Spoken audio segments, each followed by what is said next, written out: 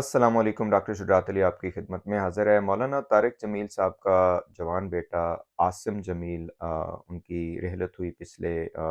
کچھ دنوں میں، اور اس پہ ظاہر ہے ریاکشن مولانا صاحب کی طرف سے خود بھی آیا، غم اور اندھوں کی کیفیت رہی، اور لوگوں نے بہت زیادہ تعزیت بھی کی۔ لیکن یہاں پہ ایک عجیب قسم کی فرعونیت دیکھی گئی، لوگوں کا بھیڑیا پن سامنے آیا کہ مولانا صاحب کے بیٹے کو لے کے عجیب قسم کی افواہیں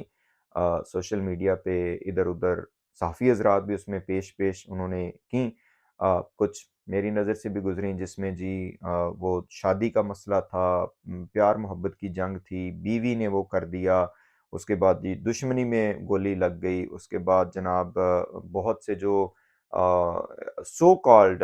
خطیب حضرات ہیں وہ میدان میں اتر آئے کہ مولانا صاحب نے جو ہے نا وہ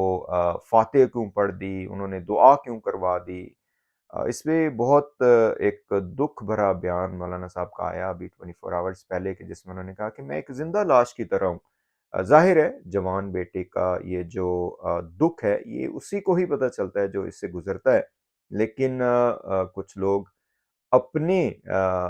مفاد کے لیے، ظاہر ہے نام چونکہ ان کا ہے میڈیا پہ ہر جگہ پہ، تو وہی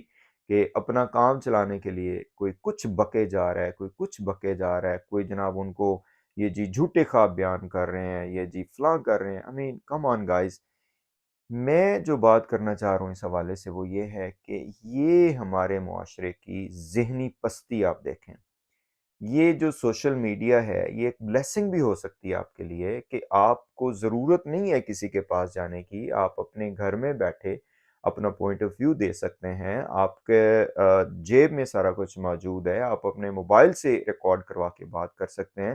لیکن اس کا اتنا نیگیٹو یوز، اور وہ بھی اس طرح کی شخصیت کے لیے، مولانا طارق جمیل کی شخصیت مانی ہوئی ہے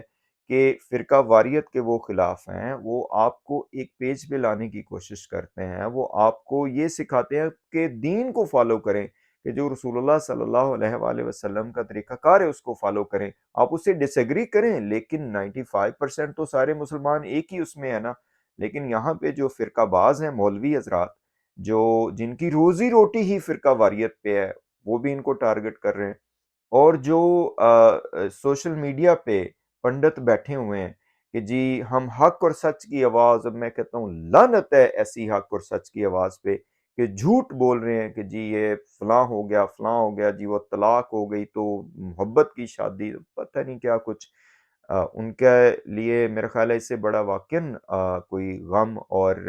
جو ہے نا وہ یہ کیفیت نہیں ہوگی کہ جو انہوں نے بتایا کہ میں ایک زندہ لاش ہوں اور یہ لوگ مجھے پتھر مار رہے ہیں۔ بہرحال جی اس پہ افسوس ہی کیا جا سکتا ہے، یہ ہمارے انسانی معاشرے کی گراوٹ ہے، اور اسپیسیفکلی میں یہاں پہ یہ بات کہتا چلوں کہ یہ جو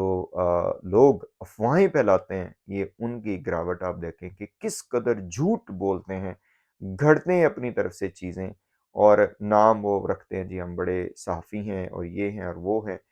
سارے ایسے نہیں ہیں، بہت سے لوگ جو ہیں وہ صحیح بات آپ کے سامنے کرتے ہیں، جو ایک ڈیو کریٹیسزم ہے وہ بھی آپ کر سکتے ہیں۔ لیکن اس موقع پہ ایک تو اس کو فرقہ واریت کا رنگ دینا کہ جی آپ نے جی وہ وہابی سنی، اور اس کے بعد دیوبندی والا مسئلہ کریٹ کر دینا، جی یہ دعا کیوں پڑھا دی، تو یہ کیوں کر دیا، تو فلاں کیوں کر دیا۔ بندے خدا، موت کا تذکرہ ہے، موت کا یہ مقام ہے، تو کیا آپ نے نہیں مرنا؟ کیا ہم سب نے نہیں مرنا؟ ہم بھی اسی راستے پہ گامزن ہیں۔ ٹھیک ہے، مولا علی علیہ السلام فرماتے ہیں کہ انسان جو ہیں وہ غنودگی کی صورت میں ہے، اپنی سواریوں پہ سوار ہیں، اور اس وقت جاگیں گے جب موت انہیں آ دبوچے گی۔ ہم سارے بھی اسی راستے پہ جا رہے ہیں، جو لوگ یہ اس طرح کی افواہیں پھیلا رہے ہیں اس چیز کو لے کے۔ دیکھیں اگر کوئی ایویڈنس ہے آپ کے پاس تو اس پہ آپ بات کر سکتے ہیں، لیکن اپنی طرف سے چھوڑنا اور اس قدر تنقید جو ہے نا کرنا، اور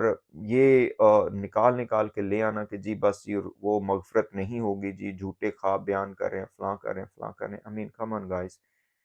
have some common sense۔ اگر آپ جو ہے نا وہ زخموں پہ مرہم نہیں رکھ سکتے تو نمک بھی نہ چھڑکیں۔ یہی میں اپنی طرف سے کہنا چاہوں گا۔ بہتر اس میں یہ ہے کہ مغفرت کے لیے دعا کریں جس بھی طریقے سے آپ نے کرنی ہے۔ اگر آپ نہیں دعا کرنا چاہتے، جو کہ بہت سے لوگ کہتے ہیں جی اس کا کوئی فائدہ نہیں، آپ نہ کریں، لیکن افواہیں نہ پھیلائیں، فراڈی جو ہے نا کام نہ کریں، جس میں ظاہر ہے فراڈ ہی ہے نا یہ کہ جی ان کی جی شادی نہیں ہو رہی تھی یا ہو گئی تھی، محبت پیار کا مسئلہ تھا تو وہ بیوی نے یہ کر دیا، تو اپنی طرف سے بنا بنا کے چھوڑے جا رہے ہیں۔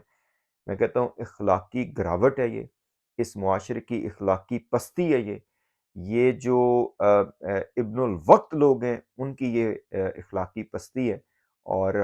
یہ لوگ نہیں چھوڑتے کسی کو بھی۔ بہرحال